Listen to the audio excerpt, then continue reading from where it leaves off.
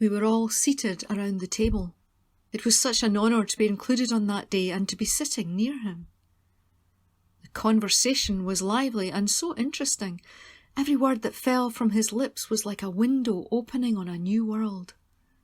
He warmed our hearts, unblinded our eyes, unstopped our ears, and gave us visions of how life could be if we followed him.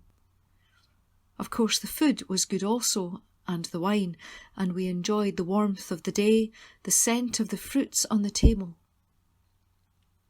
And then I noticed a draught.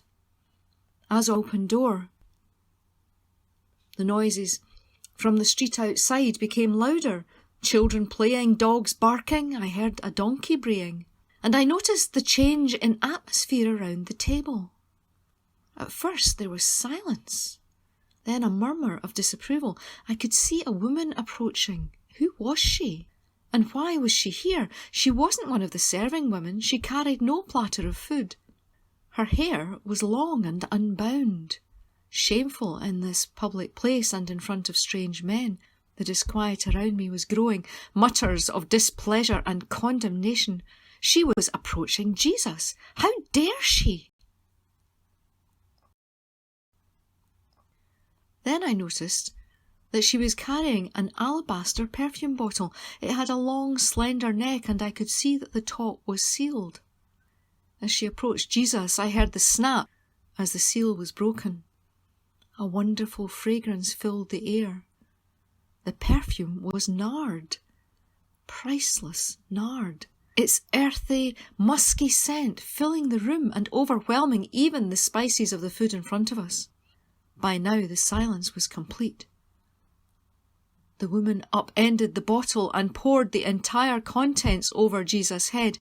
I could see that she was crying, tears petering down her cheeks to fall and mingle with the perfume. Then she knelt before him, her tears now falling on his feet, creating rivulets in the dust which caked them from his journey to this dinner. She was crying copiously, her tears washing his feet clean. She lifted her hair, and clutching it in her hands, she dried his feet. The shock in the room was palpable, yet no one uttered a word.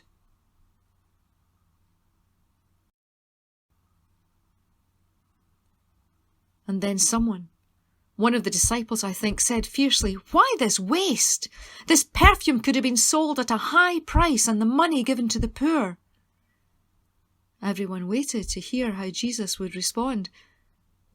But what he said was, I think, perhaps even more shocking than the incident itself. "Why are you bothering this woman?" he said. "She has done a beautiful thing to me. The poor you will always have with you, but you will not always have me. When she poured this perfume on my body, she did it to prepare me for burial. Truly I tell you, wherever this gospel is preached throughout the world, what she has done will also be told in memory of her." The meal was over, but its effects lingered long, as we held his words in our hearts and pondered them.